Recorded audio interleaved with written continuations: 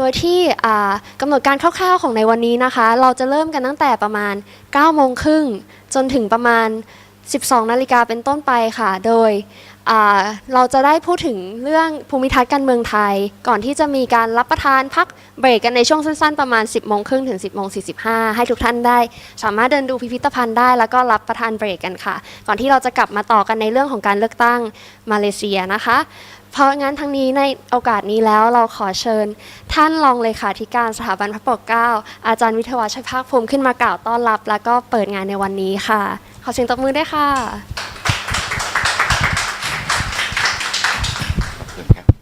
ครับกับนมัสการพระคุณเจ้านะครับแล้วก็ยินดีต้อนรับท่านผู้มีเกียรติทุกท่านนะครับในนามสถาบันพระปกเกล้าแล้วก็ท่านศาสตราจารย์วุฒิสารตันชัยท่านเลขาธิการสถาบันวันนี้ติดภารกิจนะครับก่อนอื่นก็ในนามสถาบันต้องขอบคุณท่านผู้มีเกียรติทุกท่านนะครับที่กรุณาให้ความสนใจกับกิจกรรมของสถาบันสถาบันปกเกล้าเป็นหน่วยงานอิสระครับแล้วก็มีภารกิจหลักหนึ่งด้านที่สำคัญมากๆคือเรื่องของการส่งเสริมและพัฒนาการเมืองการปกครองไทยในระบอบประชาธิปไตยอันมีพระมหากษัตริย์เป็นพระประมุขนะครับวันนี้กิจกรรมวันนี้ก็เป็นหนึ่งส่วนที่สถาบันพระปกเกล้าโดยสำนักนวัตกรรมเพื่อประชาธิปไตยสำนักงานนี้เป็นหน่วยงานใหม่ซึ่งเราตั้งใหม่ขึ้นมาเพื่อที่จะเตรียมรองรับสำหรับการที่จะส่งเสริมและพัฒนาประชาธิปไตยของบ้านเรานะครับท่านผู้มีเกียรติทุกท่านครับในสภาวะปัจจุบันนี้เราเห็นได้โดยสายตาของตัวเองแล้วก็การรับรู้รับทราบการเมืองไทยบ้านเราตอนนี้กำลังมีปัญหาพอสมควร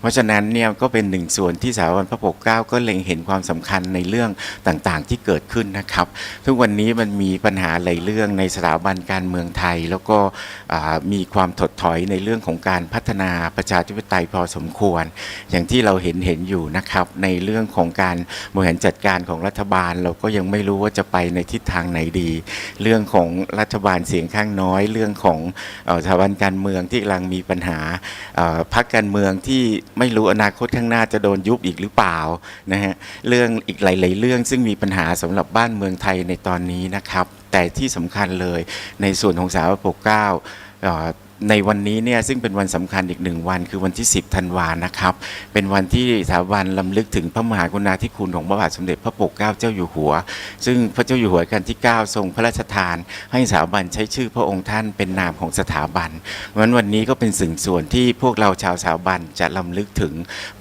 พระมหากรุณาธิคุณของพระองค์ท่านนะครับก็มีการจัดเสวนาในวันนี้ขึ้นซึ่งเรื่องนี้ก็เป็นอีกหนึ่งส่วนที่สถาบันพยายามจะเล็งเห็นถึงความสำคัญในการที่เราจะต้องมีการพัฒนานวัตกรรมใหม่ๆในการที่จะไปส่งเสริมและพัฒนาประชาธิปไตยของบ้านเรานะครับเพราะว่าในส่วนของวันนี้เองเนี่ยเป็นหนึ่งส่วนของภายใต้โครงการใหญ่ที่เราเรียกว่าเป็นโครงการจัดตาการเมืองแล้วก็การพัฒนาระบอบประชาธิปไตยไทยนะฮะเพราะฉะนั้นโครงการนี้จะเป็นโครงการใหญ่ซึ่งอยากจะนำเรียนท่านผู้มีเกียรติว่าติดตามในช่วงกิจกรรมในภายใต้โครงการนี้ไปเรื่อยๆนะครับเพราะจริงๆมันจะมีเรื่องของงานวิจัยแล้วก็พยายามจะให้งานชิ้นนี้เนี่ยออกมาเป็นนวัตกรรมใหม่ๆเพื่อการพัฒนาประชาธิปไตยของประเทศไทยเรานะครับเพราะฉะนั้นเผอิญว่าในวันนี้เนี่ยเราได้โอกาสดีที่ได้มีโปรเฟสเซอร์2ท่านจากต่างประเทศมาที่จะแลกเปลี่ยนเรียนรู้กันในประสบการณ์ทางเรื่องการเมืองโปรเฟสเซอร์ทั้ง2ท่านเองเนี่ยก็ได้ศึกษาเรื่องการเมืองไทยมาโดยตลอดเป็นเวลานานพอสมควรเพราะฉะนั้นวันนี้ก็เป็นโอกาสที่เหมาะเผอิญท่านได้มาเมืองไทยแล้วก็มีกิจกรรมในเรื่องของท่านเราก็เลยได้โอกาสเชิญมาเพื่อที่จะแลกเปลี่ยนเรียนรู้กับท่านผู้มีเกียรติในวันนี้นะครับมันก็ฝากเรื่องของการให้ความใส่ใจในเรื่องของการเมืองในประเทศไทยแล้วก็ติดตามเรื่องกิจกรรมของสถาบันในอีกหลายๆกิจกรรมภายใต้โครงการที่เรากำลังจะจับตาการเมืองไทยแล้วก็พยายามจะสร้างนวัตกรรมใหม่ๆเพื่อที่จะเป็นตัวใช้ในการขับเคลื่อนพัฒนาสังคมไทยต่อไปในอนาคตข้างหน้านะครับในนามสถาบันปกเกล้าก็ต้องขอบคุณท่านผู้มีเกียรติอีกครั้งนะครับที่ให้ความสนใจสถานที่ที่ท่านนั่งอยู่ณตอนนี้เนี่ยเป็นหนึ่งส่วนที่เราทำขึ้นมามันจะเสร็จในอีกประมาณปี63นะครับตรงนี้เป็นแค่เฟสแรกคือชั้นเดียวคืออาคารนี้เนี่ยเป็นอาคารพิพิธภัณฑ์ซึ่งด้านหน้าเนี่ยเป็นพิพิธภัณฑ์พระบาทสมเด็จพระปกเกล้าเจ้าอยู่หัวเราทำเพื่อเฉลิมพระเกียรติพระองค์ท่านพร้อมกับสมเด็จพระราชินีนะครับซึ่งมีมาตั้งแต่ปี2540 4นะครับแล้วก็อาคารนี้เนี่ยเป็นส่วนที่เราได้นำพิพิธภัณฑ์เครื่องราชสีพรของสำนักนายกรัฐมนตรีแล้วก็พิพิธภัณฑ์การเมืองไทยของรัฐสภาที่สมัยก่อนอยู่ใต้ฐานพระรู้รัชกาลที่7นะฮะงั้นตอนนี้เนี่ยทั้งสองที่เนี่ยเนื่องจากเขาก็มีอันจะกินมากก็คือลุงตู่ก็ไปทำเนียบใหม่ก็สร้างพิพิธภัณฑ์ให้เขาใหม่เขาก็ย้ายออกไปนะฮะรัฐสภาก็มีรัฐสภาเกียรติกายใหม่เขาก็ย้ายออกไปวันตึกนี้ก็จะเป็นตึกที่ว่างเราก็เลยพยายามจะพัฒนาให้เป็นศูนย์การเรียนรู้การเมืองไทยในอนาคตข้างหน้าซึ่งจะมีทั้งหมด4ชั้นนะครับตรงนี้เป็นชั้น3เพิ่งจะเสร็จเป็นเฟสแรกส่วนที่เหลืออีก3ชั้นเนี่ยจะเสร็จประมาณเดือนกรกฎาคมปี63นั้นเดี๋ยวตอนนั้นที่เสร็จทั้งหมดเนี่ยผมก็อยากจะกราบเรียนท่านผู้มีเกียรติมาแวะชมอีกรอบหนึ่งนะครับวันนี้เนี่ยถ้าเสร็จงานนะเชิญชวนให้เดินดูชั้น3นี้ก่อนนะครับ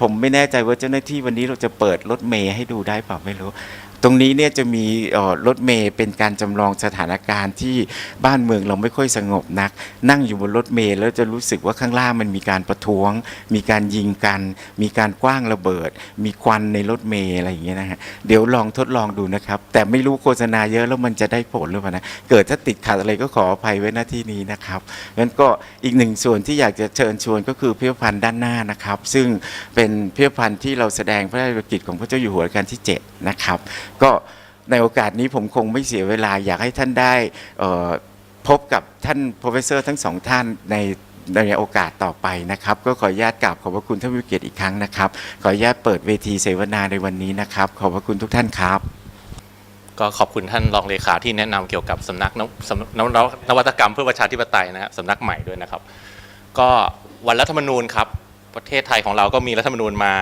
20ฉบับใช่ไหมครับฉบับปัจจุบันนะครับแต่ถ้ารวมฉบับพวกที่มีการแก้ไขเพิ่มเติมอะไรด้วยนะครับถ้าเรานับแบบนั้นนะครับมีสัก42ฉบับได้แล้วครับประเทศไทยถ้านับแบบนั้นนะครับเวลาที่พูดถึงรัฐธรรมนูญเนี่ยรัฐธรรมนูญฉบับหนึ่งที่คนมักจะพูดถึงบ่อยๆนะฮะโดยเฉพาะปัจจุบันคือรัฐธรรมนูญปี2540นะครับรัฐธรรมนูญปี40เนี่ยเปลี่ยนตามหัวข้อวันนี้เลยครับภูมิทัศน์การเมืองไทยไปพอสมควรนะครับในช่วง20ปีที่ผ่านมาอย่างน้อยๆเรื่องหนึ่งคือเรื่องระบบการเลือกตั้งนะครับที่เอาระบบสสแบบบัญชีรายชื่อมาใช้เป็นครั้งแรกนะครับก็ตั้งแต่40เป็นต้นมาถึงปัจจุบันเนี่ยนะครับก็มีคนพยายามนะครับทำการศึกษาผลที่มันเกิดขึ้นจากการที่เราเปลี่ยนแปลงระบบการเลือกตั้งมีสสแบบบัญชีรายชื่อมีสสแบบแบ่งเขตแบบเขตเดียวคนเดียวนะครับมาโดยตลอดนะครับนักวิชาการในต่างประเทศที่ให้ความสำคัญกับเรื่องนี้นะครับหนึ่งในนั้นนะครับท่านหนึ่งมาอยู่กับเราในวันนี้นะครับท่านความสนใจแรกเริ่มของท่านเนี่ยต้องบอกอย่างนี้นะฮะท่านสนใจเกี่ยวกับประเทศประชาธิปไตยเกิดใหม่ประชาธิปไตยกำลังพัฒนาคานต่อแตะนะครับแล้วท่านก็มาสนใจที่ภูมิภาคเราครับ Southeast Asia นะครับตอนที่ท่านทำวิทยานิพนธ์ปริญญาเอกเมื่อสัก20 ปีที่แล้วนะครับท่านทำหัวข้อเกี่ยวกับพรรคการเมืองระบบพรรคการเมืองนโยบายนะครับแล้วก็เปรียบเทียบ3ประเทศคือไทยกัมพูชานะครับแล้วก็ฟิลิปปินส์นะครับหลังจากนั้นเนี่ยผลงานของท่านก็ออกมาเป็นหนังสือนะครับเป็นบทความวิชาการมากมายนะครับต้องบอกว่าท่านเป็นคนแรกๆด้วยนะครับเวลาที่ประเทศไทยร่างรัฐธรรมนูญเนี่ยนะครับตอนที่เราเอาระบบจัดสรรปันส่วนผสมไอ้บัตรใบเดียวมาใช้นะครับท่านเป็นคนแรกๆที่เอาข้อมูลการเลือกตั้งในอดีตของไทยเนี่ยไปทำแบบจำลองนะครับว่าถ้าใช้ระบบนี้ผลมันจะเกิดอะไรขึ้นนะครับจริงๆไอ้สิ่งที่เรามางงงวยกันที่หลังเรื่องสูตรอะไรเนี่ยท่านวิเคราะห์มาก่อนแล้วนะครับเดี๋ยววันนี้เป็นโอกาสอันดีที่พวกเราจะได้ฟังจากท่านนะครับโดยตรงแล้วมีอะไรลองสอบถามดูผมแอบเห็น PowerPoint ที่ท่านเตรียมมาในวันนี้นะครับมีข้อมูลเชิงลึกข้อมูลในเชิงสถิติตัวเลขอะไรบางอย่างนะครับที่นักรัฐศาสตร์ไทยอาจจะคำนวณได้ไม่ลึกซึ้งเท่าหรืออาจจะเกรงใจไม่ค่อยกล้าเปิดเผยนะครับวันนี้คนต่างประเทศมาเขาไม่ต้องเกรงใจใครนะครับพูดในเชิงวิชาการหลักการเต็มที่นะครับก็ขอเสียงปรบมือต้อนรับนะครับ Professor เอลเลน Hicken นะครับ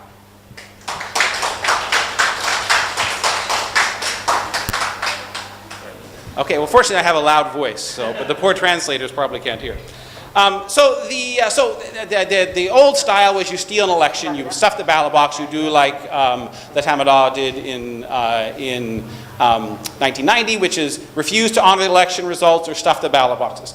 But in the last few decades, we see that states are getting much better at running elections. Elections are much cleaner in most cases than they have ever been. So strategies like blatant election fraud or stuffing the ballot box or manipulating the election results or even overt violence and intimidation, that's become more rare. Where we see those in use today, it's usually the mark of a desperate amateur.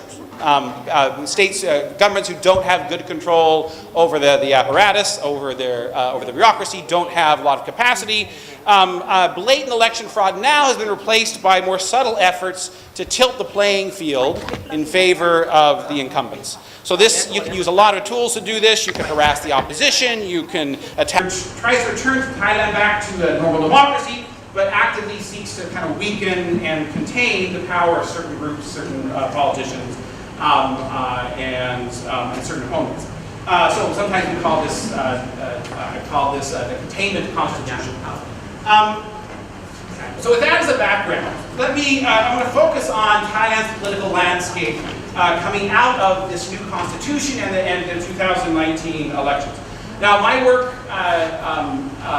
focuses on political institutions, constitutions, elections, and political parties. And I've written quite a bit about Thailand, about Thai politics, about Thai elections. But just to be clear, I wasn't here for the 2019 election, in part because of that slide I showed you before. The election day kept changing, and I kept making plans, and then they had plans that had to be canceled, and so I had to teach when the elections were held. But I followed them closely from abroad, but there's undoubtedly things that I missed. And so I'm interested, you'll have a different perspective than I will, having been here as elections happen, participating in those elections. So I look forward to learning from you during the discussion. So a lot of what I'm going to talk about just comes, I published elsewhere this Thai Data Points blog that I run with Professor Joel Selway that has a lot of details, a lot more than I'm going to talk about today about the Thai elections and about Thai politics more generally. But let me set the stage in a way that you're all familiar with. Thailand's constitution, the constitution was passed in a somewhat controversial referendum in 2017. Thailand is one of the world's leading producers of constitutions, 21 I think we're on now. And from an outsider's view, this constitution looks interesting, looks a little bit unusual. And it's designed to try to remedy some of the challenges, some of the problems that some forces in Thailand viewed as the problems with Thai democracy. Some groups looked in Thailand and said, what are the problems with Thai democracy? They identified a few problems and they tried to fix those problems. They tried to engineer a solution. So from an outsider's view, this constitution seems, again, explicitly designed to try and fix some of these problems. Now, you know more than most that the Constitutional Drafting Commission, the junta, those who were advising the commission were not speaking with a single voice, right? They were not a unitary actor. There were differences of opinions, debates among the constitutional drafters about what the system should be, what the problems were. Many or most of those participating actually weren't specific about what their goals were. They were trying to do lots of different things, but I want to focus on a couple of major issues, a couple of themes. No problem. Okay. I want to focus on a couple of major issues, a couple of major themes that you heard a lot from those who were involved in the drafting. And then I'm going to talk about their proposed solution. So this is the diagnosis, what is the remedy? And this is the pattern that, incidentally, that all constitutional drafters go through, right? What are the problems we're trying to fix? What are the solutions to those problems? And then third, I want to talk about to what extent do those solutions have their desired effect? Did they cure the problems that they were designed to try and address? So let me focus on two of those. The first problem that some in Thailand had diagnosed was that bad people kept getting elected. So why is Thai democracy not working? Some people would say it's because Punchula, right? You have bad people who come to power, they're corrupt, they're not good leaders, they're not good people, and that corrupts the system and leads to bad democracy. So you have this new constitutional reform designed to try and both educate voters and to try and screen out bad individuals and put new institutions in place to constrain the power of bad individuals, to constrain or circumscribe the power of elected politicians. Again, you can think about this containment, like a containment constitution. And the 2017 Constitution went much farther than the 2007 Constitution to try and contain or keep out what some deem as, again, bad people, and put a hedge around the power of elected politicians. And this flows from the belief that some hold about the problems with Thai democracy. And that is, again, the problem is that, in the view of some, ignorant, backward, immoral voters, especially from certain areas in Thailand, keep voting for the wrong people, and the wrong people come in and they make a mess of things. And the reason these rural voters can't or don't vote for the right side or vote for the wrong politicians, or they don't consider programs or policies in this line of thinking, is their lack of knowledge, their ignorance. So posts like this are pretty common. You've all seen these. This is from Napakon. Rural people have good hearts, but they don't know the truth like we do in Bangkok. It is our duty to re-educate them. Or this from Sonti Linongkun. There's no democracy in Thailand such as the one found in the West because most people outside of the middle class lack sufficient knowledge to understand how power can be abused. This from Prime Minister Prayut. In 2016, he's giving a press conference, and as he often does, he kind of goes off the script, and he says, do gardeners working outside of the parliament building or farmers know anything about democracy? Of course not. Don't talk to me about citizenry. Those people only go to vote because they were here. This is a widely shared view, not just in Thailand, but in many, many countries, many, many democracies around the world, that poor voters, that uninformed voters are wrecking democracy. The solution then that calls for is first to try and re-educate voters, right? To try and teach them the right attitudes, to help them get a correct understanding. You'll recognize that phrase. To help them learn what the good candidates are, right? Who are the Kondi, who are the Konchua. But just in case you can't get voters to vote correctly, then you put in place a plan B. You limit the power of politicians, and you put institutions in place to let the good people have power and keep the bad people out of it. So you want rule by good people, by moral people. The most important part of the institution in the new constitution does that is the appointed Senate, of course, which is much more powerful than past Thai Senates, including work to oversee the cabinet, impeachment, appointments. It can propose legislation, which was something that past Senates did not have the power to do, and it's charged with overseeing and implementing the continued reform efforts set up by the NCPO, and as we saw, it has a decisive role for the next 5 years at least in selecting the Prime Minister. And there's also a host of other institutions that are designed to try and contain or limit the power of elected politicians, much like you would an infectious disease, right? You want to keep them out of things. And so we get this, again, this containment constitution that's designed to leave elected representatives with much less power and room to maneuver than they would typically have in a democracy. Okay, so that's the first problem. The second problem that some people saw with Thai democracy is that the largest party had been too unconstrained. So you hear words like parliamentary dictatorship, majority dictatorship, tyranny of the majority. So the feeling was that Thai, Palam Prachachon, Pheu Thai had such large majorities that they were too powerful. They were too unconstrained. And it's interesting that how the Constitution has tried to use reforms to make sure that in the future you don't have majority government.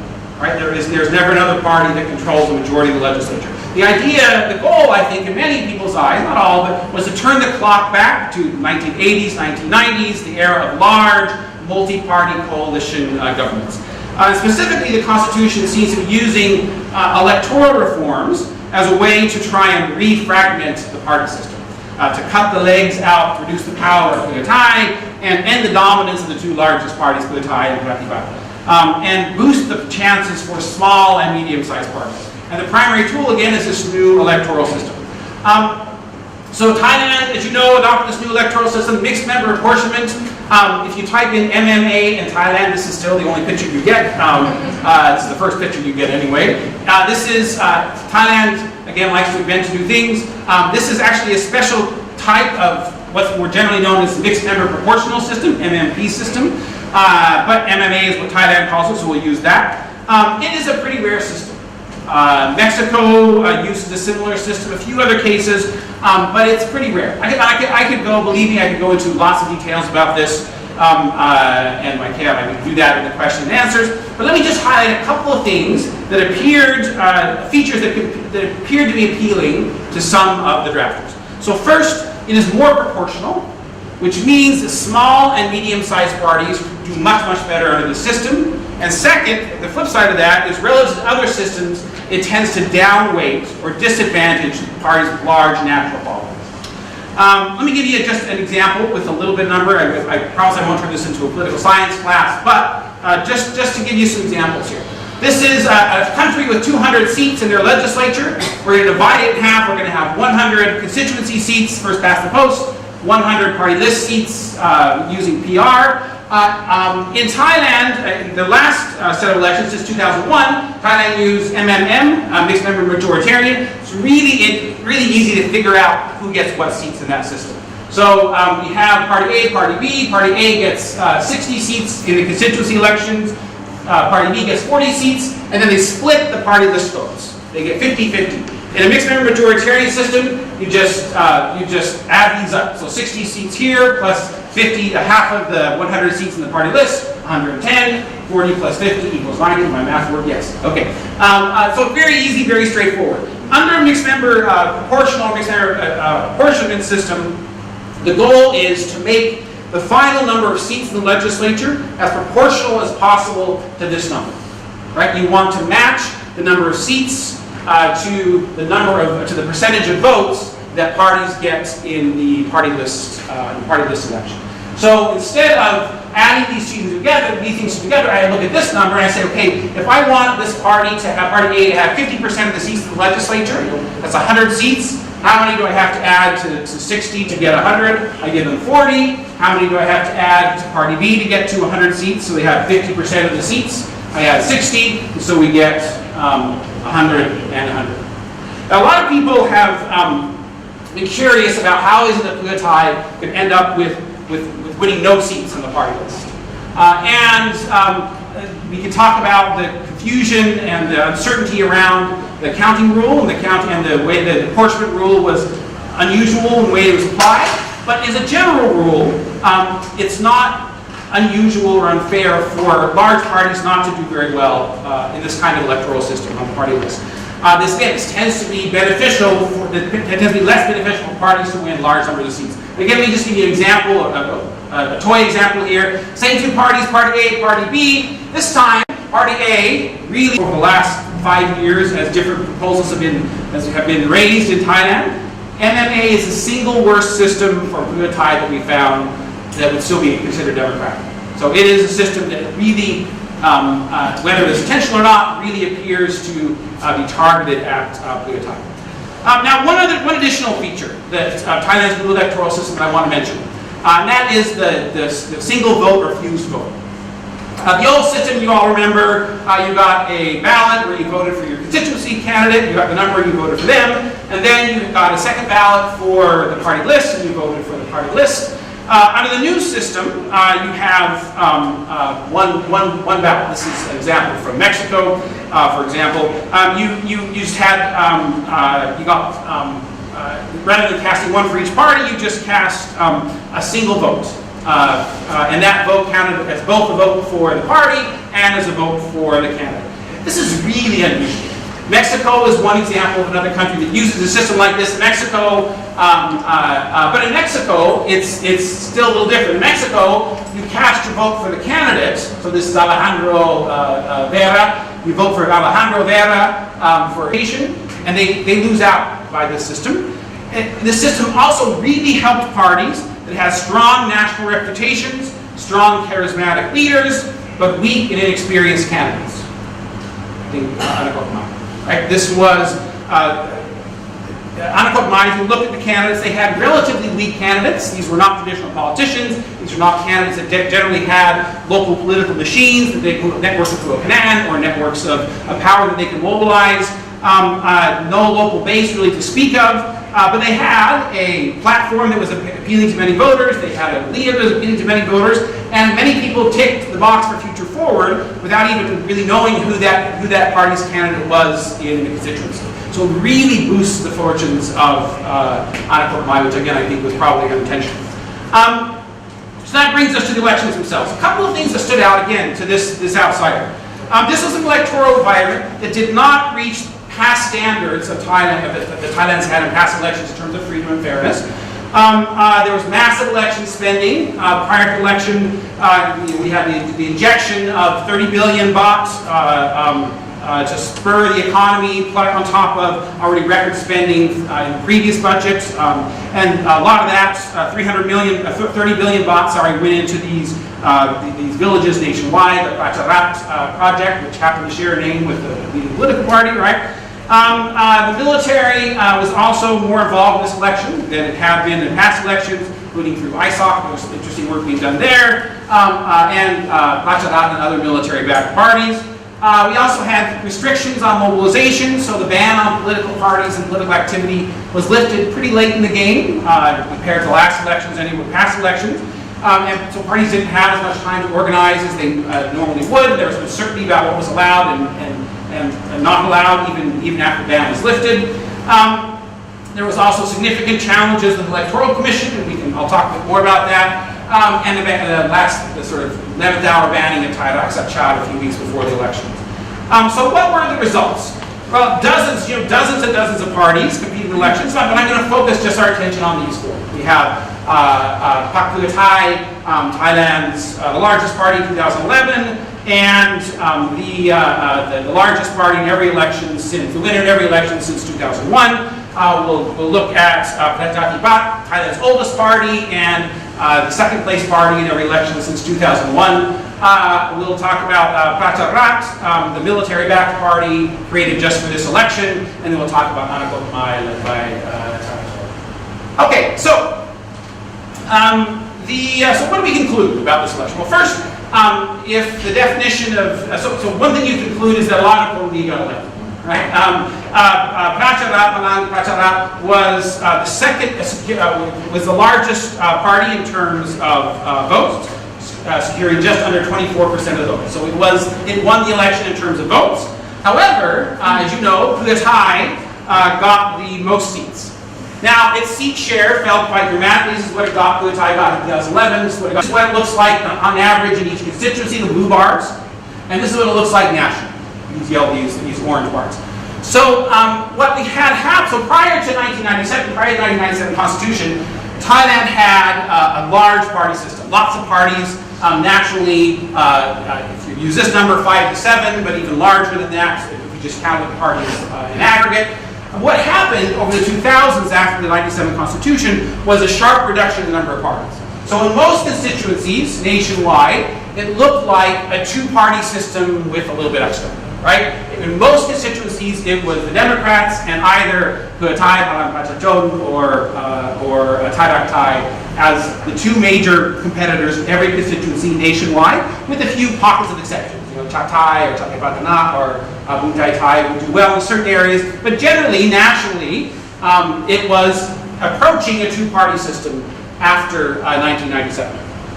In this election, we saw an explosion in the number of parties. Back to the levels we had seen in, I think we had 77 parties that won votes.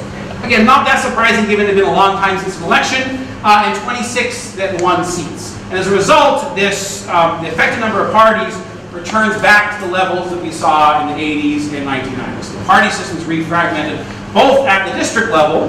This largely reflects the unexpected strength of Ana Kormai in a lot of districts. And then at the national level, we have a lot of, many more parties in power than we had before. And with no party getting a close to a majority, this has necessitated the creation,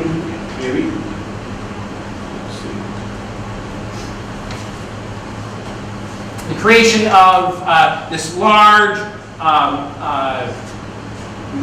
huge multi-party coalition government. 19 part members of this coalition government. This is a new world record, I think Thailand has just set. I looked up several other current coalitions around the world. The largest other one I could find was Mali, which has 12. Indonesia has 7, Malaysia has 5, Philippines has 6. So this is a huge coalition by global standards, by historical standards. But as huge as it is, as you know, this is a coalition that has a bare majority, right? Just a few seats in reserve, not a super majority in any way. And there are some things we can say as political scientists, comparative political scientists, that we know with near certainty about such large coalitions. This is not just specific to Thailand. You look across the globe throughout history, when you have such large coalitions with such slim majorities, these things are almost always the outcomes. First, they tend to be really short-lived. They tend to be unstable. Second, they tend not to get a lot done. So if you are the prime minister of one of these coalitions, you're spending most of your time trying to keep all the mouths fed and keep everybody happy. Trying to keep the coalition together. We don't have a lot of time and effort to change, to do bold new policies, and even if you try to do that, you've got to get the votes of all your other coalition members to go along. That can be very hard. Third, needed public goods tend to be undersupplied in these kinds of coalitions. They tend to have more interest in capturing and protecting their spoils and their own little fiefdoms than cooperating to pass needed national policies. Again, that's the general consensus in comparative studies of large coalitions. Now, I've heard some Thai commentators say this is going to be different. This is not going to happen in Thailand. Prayut's going to be able to keep the parties in line. He's going to be like Prem, right? This is the model. So a couple of responses to that. First, Prem was not able to keep the parties in line during his time in power. Party and factional infighting were rampant under Prem, and in fact, that kind of conflict contributed to the end of a couple of his governments. Second, the governments in the 1990s and 1980s were notoriously unstable, even under Prem. The average length of a cabinet during the 80s, 1990s in Thailand was 18 months. Right? Even under the Prem period, these governments were pretty unstable. Now, the governments sometimes and elections were pretty frequent. Even if you don't look at the elections, the coalitions, the cabinets were often changing positions as Prem tried to balance the interests of all the different political parties and factions that were part of this coalition. This high level of fragmentation, if you remember, contributed to the lack of economic reform in Thailand in the really beginning of the 1990s. But we can trace it back to the 80s as well, and a failure to sufficiently invest in needed public policies. And that contributed to the Asian financial crisis. Right? The 1997 Constitution was in part a reaction to some of those perceived policy failures and the fragmentation and the weakness of political parties. So the goal of the 1997 Constitution was to strengthen parties, reduce the number of parties, so you could fix some of these other problems. You could have stronger public policy, more programmatic politics, less unstable politics. And then finally, Prayut faces a much bigger challenge than Prem ever did. He's not dealing with 5, 6, or 7 parties, he's dealing with 19 political parties.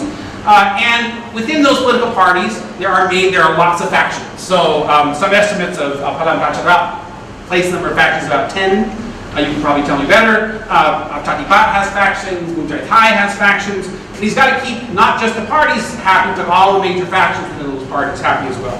And he's doing this in an environment that is much more polarized. So it's unlikely that he would be able to convince, for example, the large parties in the opposition to join his government if others left, although we might be able to pick off some Cobra factions. We'll see. So the conclusion there then is that it would be really surprising if this government lasted 4 years. I may be proved wrong. But it could end in a variety of different ways. It could be that Prayut just gets tired of the factional infighting, the party infighting, and calls for new elections. It could be that he suffers a vote of no confidence in Parliament, elections are called, or it could be that he does Sanom, right? He does Sanom in 1971 and says, I'm tired of this, I'm just going to suspend Parliament elections and rule without Parliament. I'm going to offer then just to wrap up here a few final observations about the road ahead by talking about some of the winners and losers. So the big winner from this election is clearly unequivocal.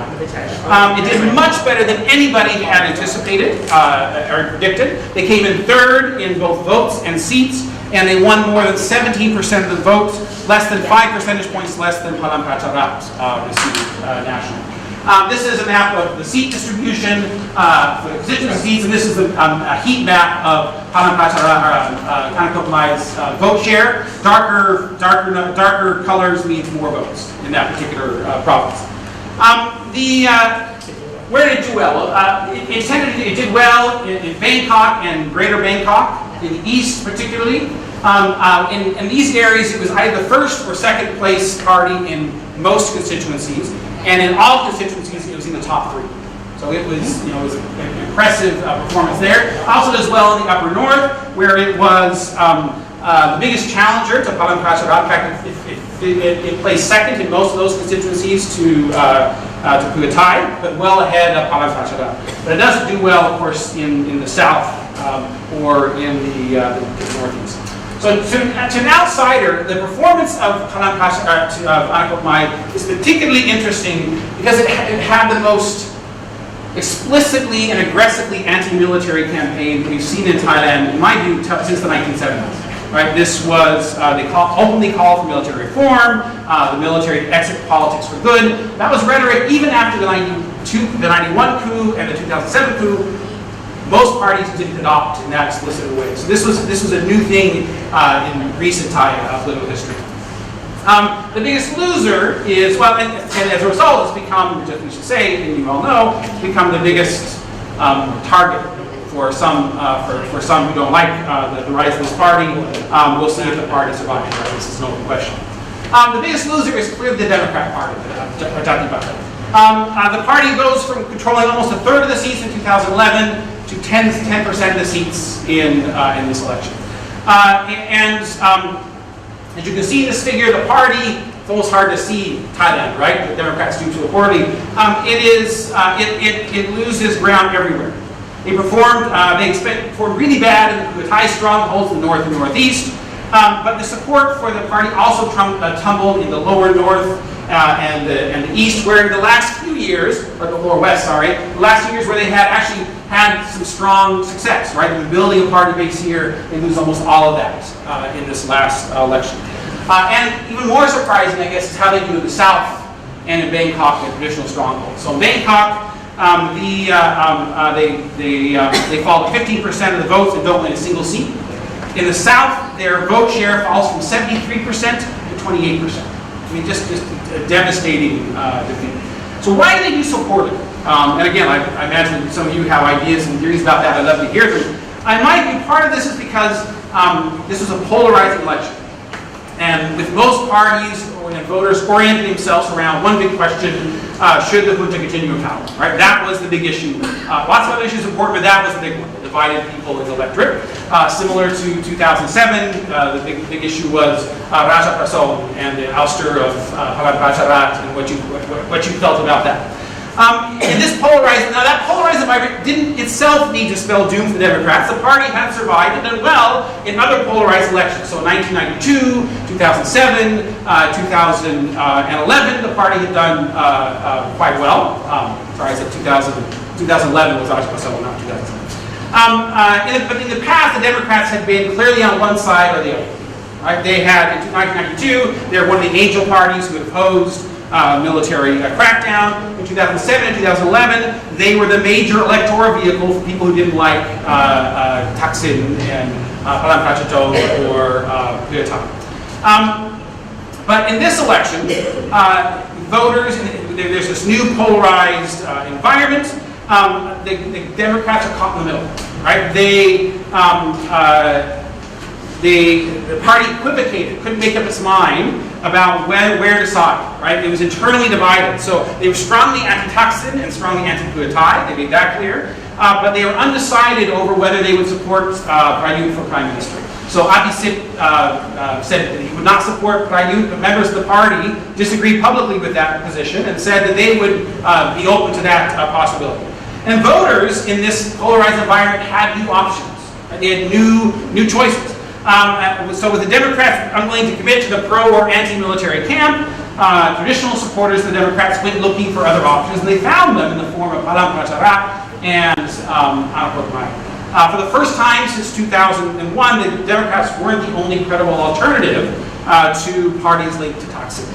So conservative voters who saw Pheu Thai as a threat and favored military managed stability didn't have to vote for the Democrats as a proxy for conservative forces in Thailand. They could vote for a military party directly, and they did. Right? They voted for Palang Pracharat. On the other hand, people who opposed the military but were equally uncomfortable with Pheu Thai and Thaksin suddenly had a new alternative to the Democrats in the form of Anak Mai, and they vote for Anak Mai.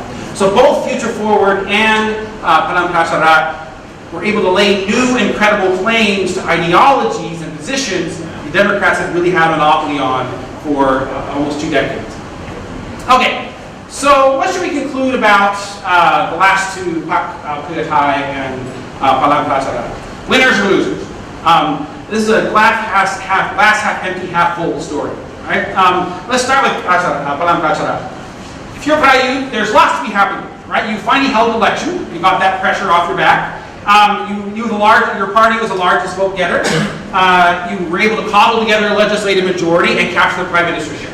Right? So that's a success on that score. On the other hand, there's lots for Prayut and the Junta to be disappointed, Palang Pracharat to be disappointed about. Despite the concerted effort to try and produce a different election winner, Pheu Thai still captured the largest number of seats. And you have to govern with a bare majority and a large fractious coalition. And because, in part, of poor electoral administration, the election didn't bring the degree of domestic and international legitimacy that I think Palang Pracharat had hoped it would.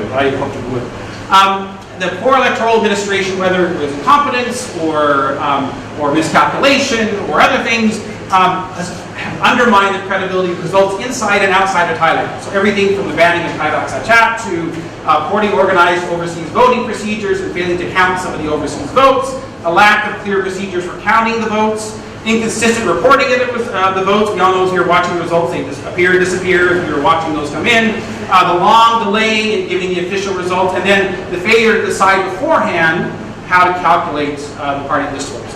All of those things combined with the uneven electoral playing field and the appointed Senate to reduce the positive impact that the elections had for Palang Pracharat and So finally, on to Pheu Thai. So what does the election tell us about the strengths and the future of Pheu Thai? It's hard to see those results and not conclude, yeah, Pheu Thai was a big loser, right? Its number of seats craters. While Pheu Thai wins the majority in 2011, it wins again only 27% of the seats in the most recent election. But figuring out how to read these numbers is actually quite complicated in the case of Pheu Thai. It's complicated by several factors. So one is, remember, this is an electoral environment that was systematically biased in favor of Palang Pracharat. The new electoral rules decrease the advantage of larger parties, as we mentioned. Third, Pheu Thai only competed in 250 of the 350 constituency seats. And fourth, there's also this decline in support for Pheu Thai. So figuring out which one of these, the story you tell about Pheu Thai depends very much on which of these stories you emphasize. If it's 1 through 3, 1, 2, or 3, then the prospects of Pheu Thai might look brighter going forward. If this decline is due to 4, then if you're a party leader, you're much more worried about this. We can look a little more closely with these, and I won't go into detail here, but we've run simulations to figure out what would have happened if Pheu Thai had run in all 350 constituencies instead of leaving 100 to Thai Rak Sachat. What would have happened, what would the difference have been. You can get the details on Thai data points, but we estimate that while it's likely that Pheu Thai wouldn't have won any of those constituencies, they would have gotten a bunch of extra party list votes, and they would have gotten enough to give Pheu Thai somewhere between 18 and 29 additional seats in the legislature. We can also rerun the election and say what would have happened if we'd used the old rules from 2011. How would have Pheu Thai done? And you can see that if we do that, you can see that Pheu Thai gets a big boost. Also, Palang Pracharat gets a big boost. And this comes at the expense of Future Forward and Pheu Thai. So again, the old system was much better for big parties like Pheu Thai and Palan Prachara. So we can put these things together and see what would have happened. So here we've got the 2011 seat share Pheu Thai on the right, the 2019 seat share on the left, and we can see if we had Pheu Thai had run in all the seats and had run in the old rules, how would it have done? If it had run if it run in all the seats, it would have gotten this many more seats in the election. Let's see, so that's would have gotten an extra 29 seats. If it run in the old electoral system, would have gotten another 36 seats. So about 40% of the seats in the House. So that's about 13 percentage points different than it did in 2019. So that 13% represents somewhere in the neighborhood of the decline in support for Pheu Thai, with the caveat that this was also an electoral environment that was not overly friendly for Pheu Thai. So with Palan Prachara out of the picture in the next election, assuming he doesn't survive and goes the way of Sami Kitam, prospects could be different. Or if Anakot Mai is not there, prospects could be different for the party. Okay, so let's return to where I started and think about what this election means for Thai democracy. To what extent is Thailand on the road back to democracy? The positive side of the ledger, right? What am I optimistic about? Well, we've got a formal end to military government, so no longer ruled by Section 44. We've got a constitution. The March elections were vigorously contested by multiple parties. There's strong debate within Parliament. The opposition parties are not silent; they are active. And there's a return later this year or next year, hopefully, for elections for Abajab, Kesavan, right? So local elections could be returning. We'll see. At the same time, though, the elections were not free and fair by most standards. This was not a level playing field. Ayub didn't stand for elections and yet still becomes prime minister. That is interesting. And military figures are still playing an important role in many aspects of governance. There's still aggressive targeting the opposition. Kanato's now lost his MP status. We'll see what happens with the party. There's lots of legal cases, as you know, hanging over the heads of other members of the opposition. And there's aggressive use of law, particularly the Computer Crimes Act, to target regime opponents. And then finally, we're operating on a constitution that limits the ability of the opposition to affect policy and empowers Thailand's certain forces in Thailand, Thailand's conservative forces, and gives them ability to sort of do what they want. So with that, I'll go ahead and stop, and I look forward to your questions and comments. Thanks. Okay. Yeah. The BN lost its grip on parliament and control of nearly all the state governments for the first time since Malaysia's independence in 1957. So in its place, a new coalition called Pakatan Harapan, or just Pakatan, the Alliance of Hope, came into power. Any number of factors played key roles in shaping voter choices, from anger at the BN's rent-seeking and resentment against Prime Minister Najib Razak, to frustration with rising costs of living, to concern for communal, religious, or regional rights and privileges, to a simple desire for change. That key parties fragmented on both sides also made a real difference. Most importantly, the United Malays National Organization, or UMNO, the lead party in the BN, and Party Islam se Malaysia, PAS, they each gave rise to offshoots after internal rifts. And any number of factors molded how those choices aggregated and translated into seats, from gerrymandered constituency boundaries to an unusual midweek polling day to the vagaries of first-past-the-post voting rules. Though I will say, Malaysia's constitutional and electoral system is much simpler than Thailand's. So there could be no easy answer, in other words, to the question of either why the BN lost or why Pakatan won. Regardless, particularly at a time of global democratic regression or recession or authoritarian backsliding, Malaysia seems to be moving in the opposite direction. So today, I'll first give a quick overview of Malaysia's 14th general election, GE14, and the outcome, and then I'll turn to the key question of what comes next.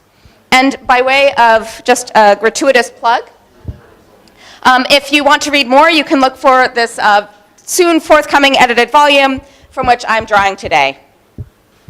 So to start with, just a brief sketch of the cast of characters, the key dates, and preeminent themes. Prime Minister Najib waited about as long as he possibly could before he called election. The last possible date would have been the 24th of June. It has to be within 5 years of when Parliament sits. The campaign was very brief, only 11 days. And elections were for the lower house of Parliament and 12 of 13 state legislatures. The state of Sarawak has its elections separately. The final tally showed that the incumbent BN had only 34% of the popular vote and 79 seats in Parliament.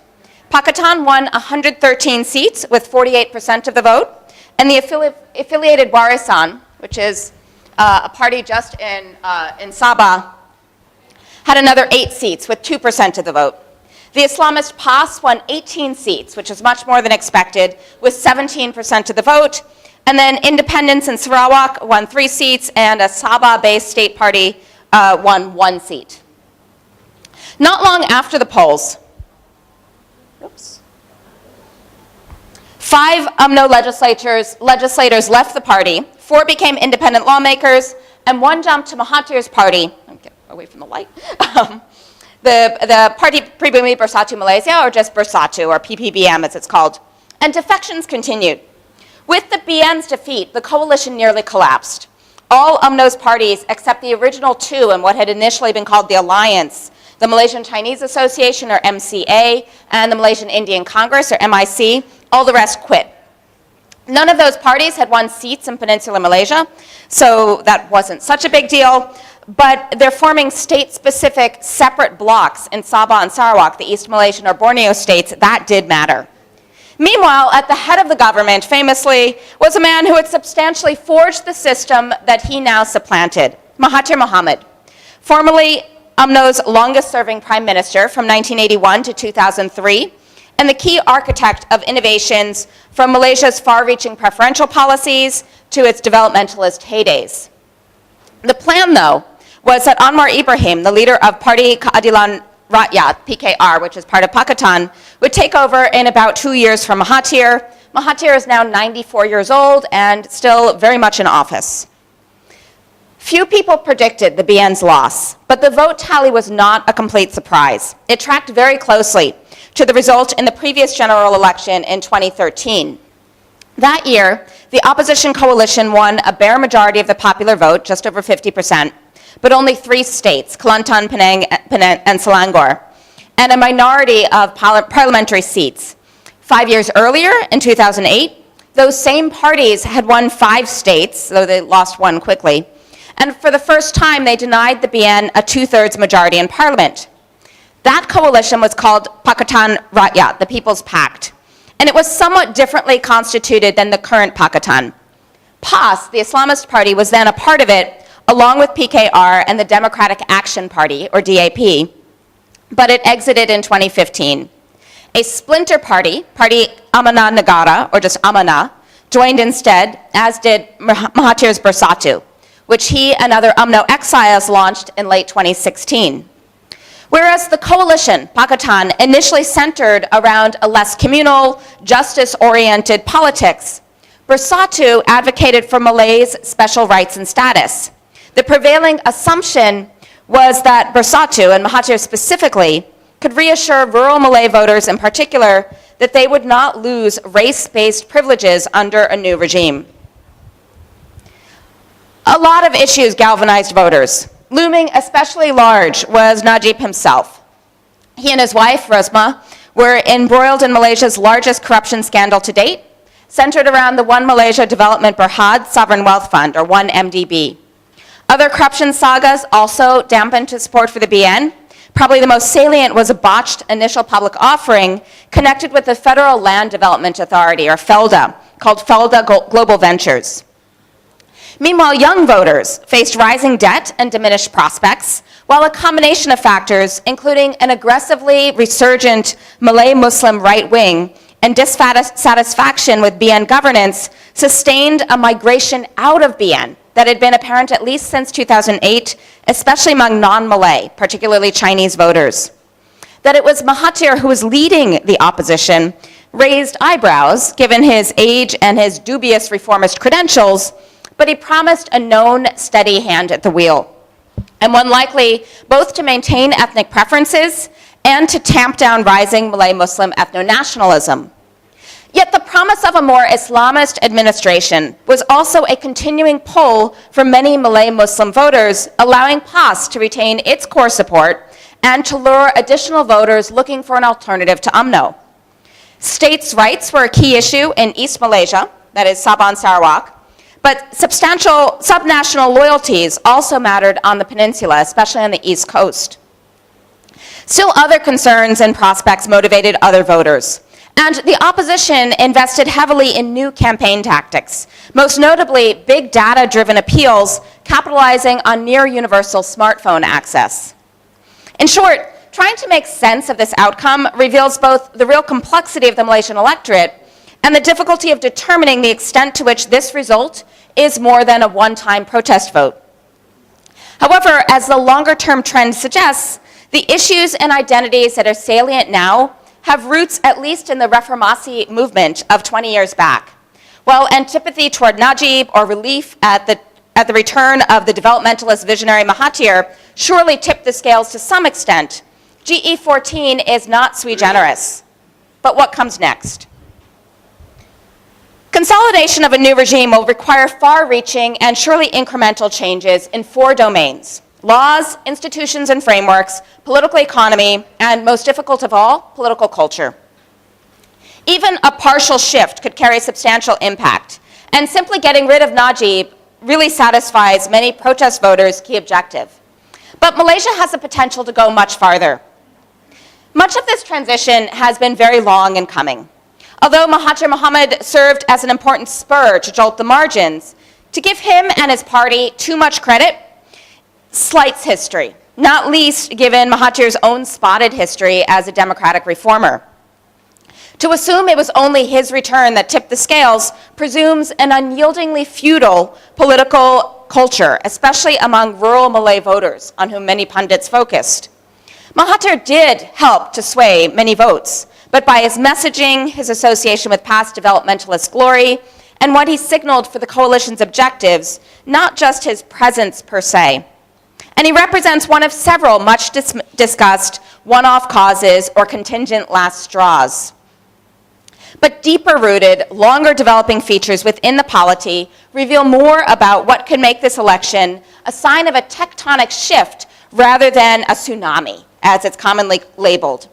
Having a lot of tsunamis, recurrent tsunamis, is not really a desirable outcome because they wreak a lot of destruction. But it's only to be expected that the political landscape shifts over time and settles into new sorts of patterns. We can consider this then more of a tectonic shift than a tsunami. And we can identify 5 interrelated elements to that new pattern. Taken together, but in no necessary sequence, they offer insight into why and how Malaysia has reached its current point and how it might continue. So the first factor is the increased availability of political information, which feeds rising political awareness. Mainstream media have not only been subject to constraining laws, but nearly all have been BN controlled or owned. They have long been effusively one-sided in their coverage of politics and their editorial slant. However, internet-based and social media are key features in Malaysia's contemporary media landscape. Moreover, that activists purposefully channel, develop, and deploy those platforms, engaging in what Cherry and George labels contentious journalism, helps to increase their impact. The numbers alone are startling, and it reveals the impossibility of the states controlling the flow of information and ideas in contemporary Malaysia. As of GE14, so as of 2018, about 81% of Malaysians were on Facebook, and that was actually a decline from about 95% a year earlier. 58% of Malaysians say they read their news on Facebook. Another 6% were on YouTube, on which 26% can get their news, and 5% were on Twitter. WhatsApp is also ubiquitous. Over half of Malaysians say they read or share political news on WhatsApp. So overall, 86% of Malaysians now access news online, most commonly via free sites, via smartphones, that dwarf the share who prefer television, only 54%, or newspapers, 45%, let alone radio, which is only 15%. Nor is online access so skewed as in the past by an ethnic digital divide. Smartphones are about as common in rural as urban areas. Moreover, various efforts within civil society have sought to leverage the internet. News site Malaysia Kini had supported what was called Undi Info, Undi's Vote, a compilation of election statistics and maps since 2004. Other initiatives had appeared since then. For 2018, these included CNAR Project, with a public database on politicians, a reprise of 2013's Watching the Watchdog initiative on the scope and coverage of the media, Tindat Malaysia, which had developed detailed online electoral maps as well as training polling and counting agents, and Bersih Pemantau, an offshoot of the election reform group Bersih, or the Movement for Clean and Fair Elections, which both organized campaign and election observation efforts and asked members of the public to submit observed offenses to investigate and add to an online map. So all told, the average Malaysian could not only readily access information from a range of sources and perspectives, however much social media encouraged siloization, but they also knew they were not alone in having doubts about the BN. Second is the incremental broadening and deepening of civil society, generating not just ideas and social capital, but also ranks of new leaders. Civil society and political parties have developed concomitantly over the decades in Malaysia, on tracks that are less parallel than intersecting and overlapping in personnel, ideas, and strategies. It was that extra party backdrop, the space civil society afforded for political thought and action, the alliances that non-party groups built around issues, and the people politicized through social activism that facilitated formation of coalitions from the 1990s onward.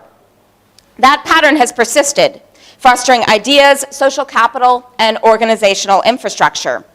These resources proved essential in 2018's electoral upset, particularly in helping parties to frame the BN's redistricting, its midweek election date, and other decisions as unfair and anti-democratic, and then getting voters to turn out on the 9th of May. Furthermore, civil society, at least as much as parties, is behind the much-touted youth effects in this election.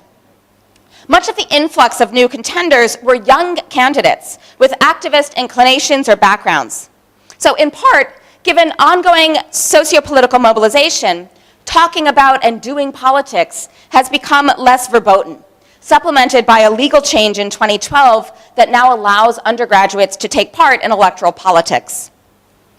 Moreover, as Pakistan's DAP and PKR developed a clearer policy focus, some of their younger, newer legislators in particular found ways to rope NGOs into governance, for instance, through participatory budgeting initiatives and other sorts of accountability mechanisms. So in other words, the long-term development of civil society has fostered autonomous structures that both stimulate political participation and feed into opposition party strengthening. Maintaining independence and the ability to serve as a check may be difficult, particularly if parties resist what might usurp their prerogatives. So, for instance, restoring local government elections is more of a priority for NGOs than for any parties. But to take seriously the role of not just obvious players like Bersih in galvanizing enthusiasm for change, but also of ranks of other activists, that helps to temper assessments of how much one-time contingent factors added. Third, Malaysia has experienced extraordinary movement of people with intensifying industrialization and globalization since the 1980s and 90s. Over 75% urban, Malaysia is the most urbanized country in the region after Singapore. By 2012, only 11% of the workforce was in agriculture, down from 25% in 1996, with nearly all the rest in services, which is about 54%, or manufacturing, which is 29%. Those migrating to cities are mostly young, so 61% are aged 15 to 34. They're comparatively well educated, and they're predominantly Malay. So Malays are nearly half the urban population.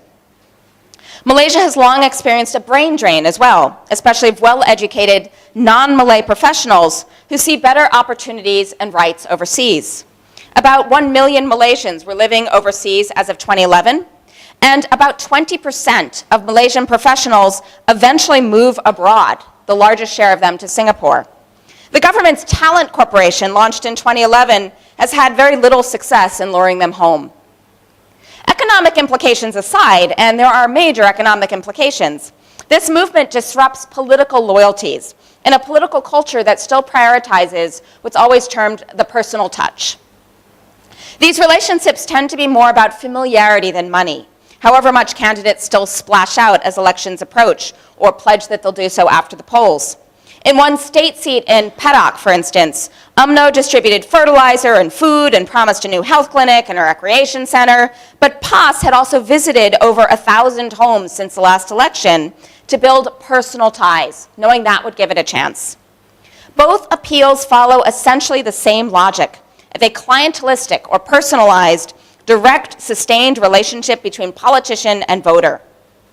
It is natural for a voter to be inclined to support a politician they know and to judge them on their character, as well as, or instead of, their party or policies. The need to cultivate just the right image may be especially challenging for women as candidates. Professional, devout Malay women tread an especially fine line as they seek to convey competence, ideological rigor, and a reassuring, often maternal, personal touch all at once. But migration within or out of Malaysia leaves an increasing number of Malaysians without recourse to those cues, particularly since so many balik kampung, or return to the village to vote. One estimate was for between 1.7 and 3.5 million voters, which is 11 to 23% of registered voters, to be on the move for polling day, voting in a place they don't live, though the Wednesday election was expected to depress turnout. In the end, interestingly, turnout reached a robust 82.3%, which was hardly lower than 2013's record 85%. One former BN MP complained that outstation, or out-of-the-place voters, especially those living overseas, are practically phantom voters. They do not know him or what he has done for the community. Politicians still work the ground in much the same way as ever, but this secular demographic change means that personal ties and local patronage are likely decreasingly effective. The fourth root of change is economics. Malaysia has experienced largely rapid, sustained economic growth since the 1980s, but distribution of that growth has been very uneven. Although Malaysia has made long and strong strides in terms of the UNDP's Human Development Index approaching highly developed status, income and wealth inequality are among the highest in the region. For 2016, for instance, whereas GDP grew by 4.2%, wages and salaries grew by less than 1%, and unemployment increased by 13%. Moreover, savings rates were a perilously low 1.4% in 2013. The Gini coefficient is lower now than it was in 1970 before the new economic policy, but it remains stuck at above 0.4, which is higher than its neighbors. Also, state pension fund holdings reveal stark disparities between a tiny group of those who are really wealthy and the mass of those with inadequate savings for retirement. Malaysia's low rate of poverty looks great, but it changes with a slight adjustment to the implausibly low poverty line. And Malaysia invests less than 5% of GDP in social expenditures, which is far below the OECD average of over 20%. But perhaps even more important than these really rather dire facts, in electoral terms, is that perception of unequal opportunities and of the pathologies of capitalism is endemic. Official statistics do suggest improvements in household level income inequality since 2000. But public and even policy discourse suggests a worsening trend. A 2014 Pew study found sharply declining optimism among Malaysians for their children's prospects. Nearly half saw inequality as a major problem, and nearly 2/3 saw success in life as determined by forces they could not control. About equivalent shares ranked knowing the right people as equal to working hard in their odds of getting ahead. Progress, it had come to seem, however beneficial, could not keep pace with rising costs of living for many or most. The unpopular goods and services tax, the GST, enacted in 2015, only heightened many Malaysians' sense of disadvantage. Large numbers of citizens who had never paid taxes before were now expected to subsidize a state in which they did not feel themselves to be thriving. That Pakatan found ways to frame the GST as compensating for losses to corruption magnified those effects, even as Mahathir iconified what seemed in retrospect headier days of broadly rising tides at an earlier stage of export-oriented development. Simmering discontent translates into at least two vectors toward electoral change. First, it brings into sharper relief questions of development priorities or directions.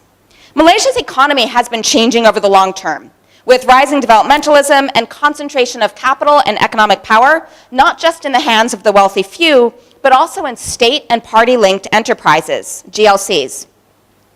It has also shifted inequality from being primarily inter-ethnic to being even starker within communities, intra-ethnic. A 2014 World Bank study found that within-group inequality accounted for 96.4% of the total. So we might expect to see interest in considering other paths. Second, discontent may make even those who ostensibly benefit from status quo policies, such as Malaysia's racially structured preferential policies, increasingly receptive to change, even at the risk of losing what advantages they have. But it bears stressing that given not just those affirmative action policies, but also patronage, how economic grievance plays out and electorally is not straightforward. Elsewhere, we tend to speak of economic voting, that those whose personal economic position has declined since the last election will seek to vote the incumbents out. The racialized and particularistic nature of Malaysian economic policies and praxis skews those calculations. If one's economic position has deteriorated, but the alternative might remove a helpful interlocutor or communal privileges that help to blunt the pain, they may be less likely to take that risk. The net result of this questioning of economic progress and direction, though, especially with costs of living consistently Malaysia's top priority for a new government, was still increasing openness to alternatives. Fifth and finally, Malaysia's federal system has long provided a training ground for opposition parties, even as the lack of local elections decreases the odds for smaller or coalition-less parties. At the state level, voters can test out opposition parties, and those parties then can develop economic prowess, leadership, ideas, machinery, and networks.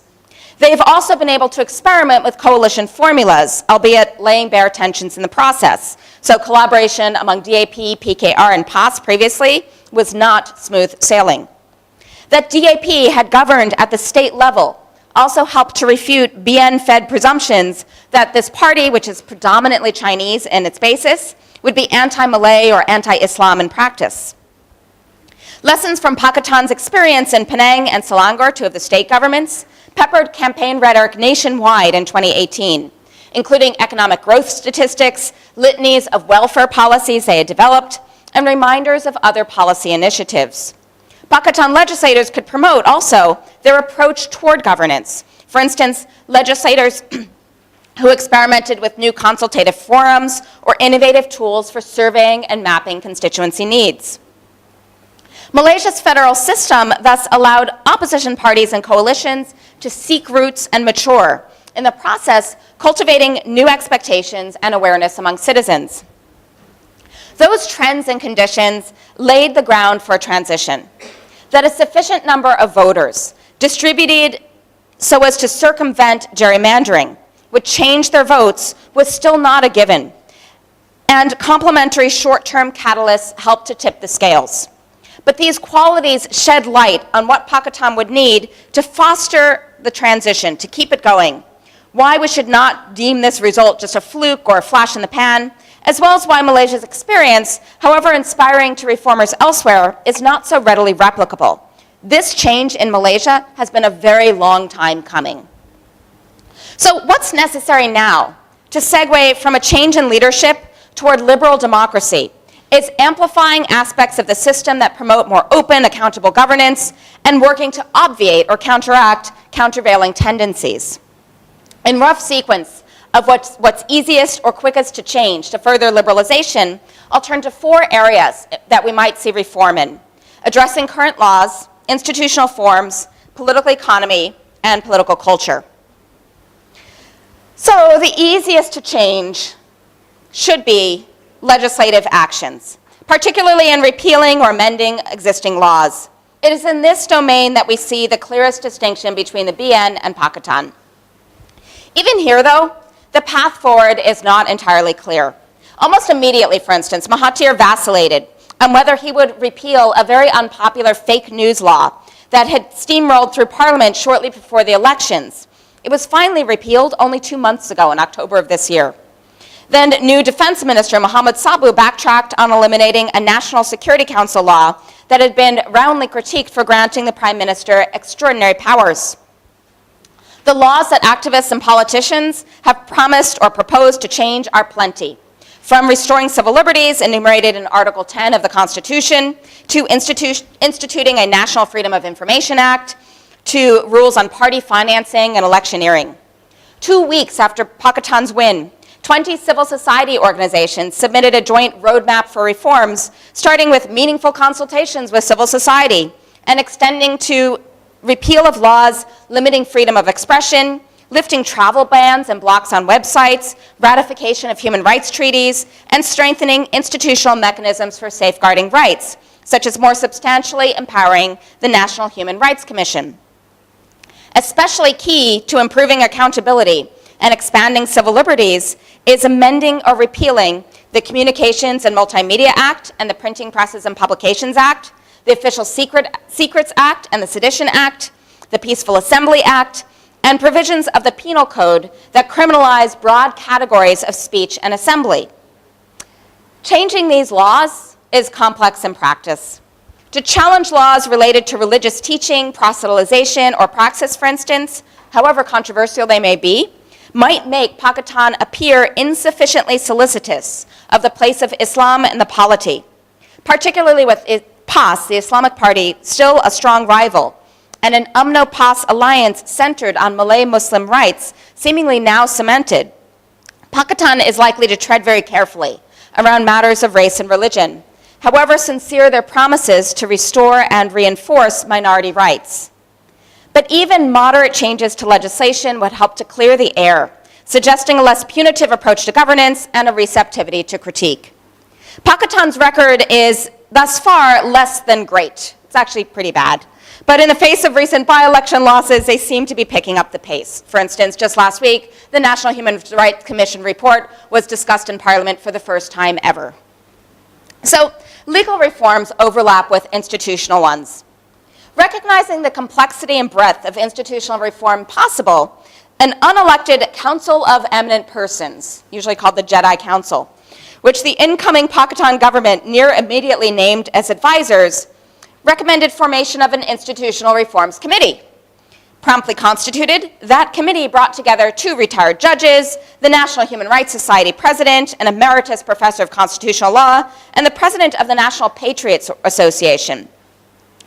But their very comprehensive 800-page blueprint was never made public. The most germane institutional changes for democratic consolidation are likely those related to restoring checks and balances and recalibrating the federal system, although the full range extends from renovating the bureaucracy to depoliticizing university administration. So over years of single-party dominant electoral authoritarian governance, checks and balances had eroded significantly. Power had become increasingly centralized under the executive. Equally important, constitutional amendments under Mahathir in the late 1980s had whittled away judicial independence and authority. Changes such as a Judicial Appointments Commission sketched in 2009 legislation helped very little. Other guidelines are also problematic. So for instance, there's a provision by which the Chief Justice may advise the King to appoint an additional judge with insecure tenure and without a mandatory retirement age, which introduces political patronage into the judicial leadership. Parliament also had evolved in such a way as both to limit its power of executive oversight and the scope of debate on and participation in legislation. A 2015 initiative developed a list of proposals to reform both houses of parliament, from restructuring the Senate to revamping rules of debate. Made no headway at the time. Other voices, such as the G25, which is a group of former civil servants, have echoed and amplified those calls, as by advocating for select committees to improve parliamentary procedure and accountability. Some such proposals started almost immediately to circulate, from making the Attorney General accountable to Parliament, to centering law reform in a parliamentary commission to preclude executive interference, to allowing parliamentary scrutiny of public service appointments, including for statutory boards and GLCs. Many of these provisions, as for nonpartisan speakers of each chamber, separation of the roles of Attorney General and public prosecutor, suitable standing for the leader of the opposition, adequately long sittings, structured opportunities for public input into policies, and greater oversight over key appointments are in Pakistan's campaign manifesto. And a narrower subset of institutional reforms have begun or are likely imminent, particularly the establishment of meaningful bipartisan select committees. There are now 10, though they're not yet quite meaningful, and revamping ministerial question times. At a minimum, meaningful democracy will require that more of legislation, oversight, and budgeting rests with Parliament as an institution. Those roles require, among other changes, earlier circulation of draft legislation and examination in bipartisan committees, provisions to ensure the executive answers difficult questions from the legislature, rules to ensure fair time for opposition and private members' bills and nonpartisan parliamentary administration, fair allocations for opposition MPs, better training for and autonomy in hiring staff, and ideally, an impartial temporary head of the government once Parliament is dissolved before an election. Yet some of those provisions are already unlikely. For instance, although Mahathir broke with decades-long precedent to name a non-Malay Attorney General, he still doubles as public prosecutor, which potentially complicates prosecution of members of the government the Attorney General advises. Nor do all MPs receive equal constituency allocations to allow them equal opportunity to serve their constituents. The incoming Pakistan government announced that its own MPs, Pakistan MPs, would receive 500,000 ringgit annually, and opposition MPs would receive 100,000, which is an improvement of the BN that denied opposition MPs funds altogether, but it's still against the spirit of bringing Parliament up to a liberal democratic standard. Another key step in restoring checks and balances will be developing a more fair, representative electoral process. Electoral reform has been a key issue for civil society since 2007 under BERSI, the Movement for Clean and Fair Elections, but now the government has the opportunity and perhaps the impetus not only to rectify irregularities in election administration, but even to restructure voting rules, hopefully not to MMA, though an MMP system is under consideration. So indeed, an unprecedented recent bipartisan constitutional amendment, the first ever in Malaysia, lowered the voting age from 21 to 18 and introduced automatic voter registration. That's a big change. And all parties think that they'll benefit, which is why all parties voted for it. We'll see. Among other potential reforms in this domain are laws on party hopping, clarifying the process for constituting governments, and ensuring the Election Commission is independent and reasonably efficient in certifying results to help avoid uncertainty at critical moments. For instance, in recent years, and immediately following the recent elections, Malaysia's hereditary state-level sultans and Sabah's counterpart governor seemed to claim undue say in selecting the executives, the chief ministers of states, contravening constitutional expectations, or they've been waylaid by legislators shifting sides, party hopping, and changing the balance of power between parties. An election reform committee formed soon after the election with a 2-year mandate. Their first draft is due in December, this month, and administrative adjustments are already underway. For instance, to nomination day procedures, revisions to party and campaign finance rules, and absentee voting. And the changes that they're considering are, for instance, possibly introducing PR voting or mixed member system, and other possibly far-reaching changes to the electoral system, though personally I think it'll probably be more fine-tuning. Equally essential for institutional reform is recalibrating Malaysia's federal structure. Three key prongs to this effort are redistributing authority between the federal and state tiers, revisiting and renewing the agreements by which Sabah and Sarawak joined the Federation in 1963, and reinstituting local government elections. And just to be clear, the Peninsular Malaya formed its federation in 1957. Sabah and Sarawak joined with Singapore in 1963. Singapore left in 65. But that agreement has never really stuck to what it was initially supposed to be. So under the long stretch of BN rule, the central government has usurped greater authority over state governments than would otherwise be common. Although opposition gains over the last two elections have already tested the limits of federal government's say over state government matters. Now, the BN and PAS each control two states. Sabah and Sarawak have their own coalition governments, and Pakatan controls the rest. This division suggests that state governments may increasingly define their own profiles and agendas, most notably on Islam, since constitutionally, that's still within state rather than federal jurisdiction. But also, the combination of a mix of governments at the state level and the fact of a new coalition in power at the federal level allows and may oblige a clearer exposition of what authority states have in a more democratic order. Moreover, Pakistan's vow to increase the share of oil revenues returned to Sabah, Sarawak, and other oil-producing states entails some amount of redistribution of resources between tiers and may increase pressure for more, particularly toward a larger goal of redistributing national wealth more equitably. Resources aside, Pakistan is likely to be pressed to revisit the terms on which Sabah and Sarawak joined Malaysia. An initial premature attempt at a constitutional amendment toward that end failed, though, in April. While not necessary to consolidation on face, the push for autonomy has become increasingly vehement in both states over recent electoral cycles, indicating the extent to which current political institutions fall short of inclusive and responsive. Natural resource revenues are critical to those demands, and Sarawak had already asserted mining rights prior to the election that Petronas, the national oil company, is now contesting. But states' rights claims extend also to issues of religion, language, and other domains, both to stave off potential secessionist pressures, which are not imminent but also not absent, and to ensure non-coercive governance. Pakistan will need to reach an institutional balance between Peninsular and East Malaysia. Lastly, Pakistan is under real pressure to restore local government elections, which Malaysia has not held since the 1960s. Although an earlier Pakistan Rakyat promise and a core demand within civil society, especially in previously Pakistan-held states, the current manifesto sidesteps the issue and parties seem really ambivalent. Reintroducing this third tier of elected government would be a key step toward democratic consolidation, particularly given pathologies in the system of appointed local councils. No longer could parties hold appointments out as rewards for party faithful, regardless of qualifications. Small, regional, or new parties would stand a better chance of getting a foot in the door and developing leadership and policy experience. Women may have better access to public office, and voters can enforce accountability at the local level to an extent they now can't.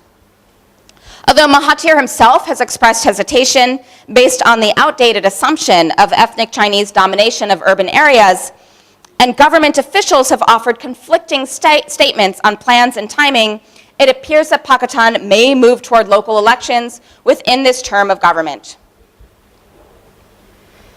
Economic restructuring will need to feature within this process of democratic consolidation, given the extent to which both the Malaysian state intervenes in the economy and economic control cements political authority. Beyond obvious questions of the need for greater transparency and accountability in distributing government contracts and managing state resources, broader, more difficult shifts might help to deepen popular commitment to a new system. Pakistan's initial plans focus on a range of steps to enhance fiscal equity, transparency, accountability, accelerate productive investments, and promote economic growth. So things like better procedures for tender and accounting, improvements in managing the treasury and markets, revenue sharing across tiers of government, review of public projects and expenditures, and so forth. Those efforts extend beyond government finances per se to a wide range of GLCs and government-linked investment corporations, which are a huge part of Malaysia's economy. That push, though, needs to start with an assessment of what role the new government wants those bodies to play in a revamped economy, recognizing a role for government and business, but limitations to that. The deeper changes are less concrete, but they're broached in Pakistan's goal of, as it says, fiscal conduct that is more sustainable, inclusive, and growth-enhancing. One aspect of that revisioning is to focus less on top-line economic expansion than distribution. Welfare gains aside, and in light of the persistent majority of voters who name the cost of living their chief political priority, that reframing might make voters less willing to settle for short-term payoffs in the form of electoral patronage, including over-the-top promises of development projects and other incentives at each election. Part of that effort also might entail substantive deliberation on what sort of foreign investment is beneficial and for whom, bearing in mind, for instance, the resonance of campaign trail critiques of China's investment that does not create jobs, retail opportunities, or other benefits for Malaysians. This effort could also consider options for party finance beyond the BN mode of party business links, which not only raise party stakes and distance their core objectives as a party from their constituents, but they also generate all-too-ready resources for money politics. So taken together, efforts to reform Malaysia's political economy could not only help to advance economic development over the long term, but could also broaden commitment to a political order that's less lubricated by episodic, contingent handouts in lieu of ongoing accountability.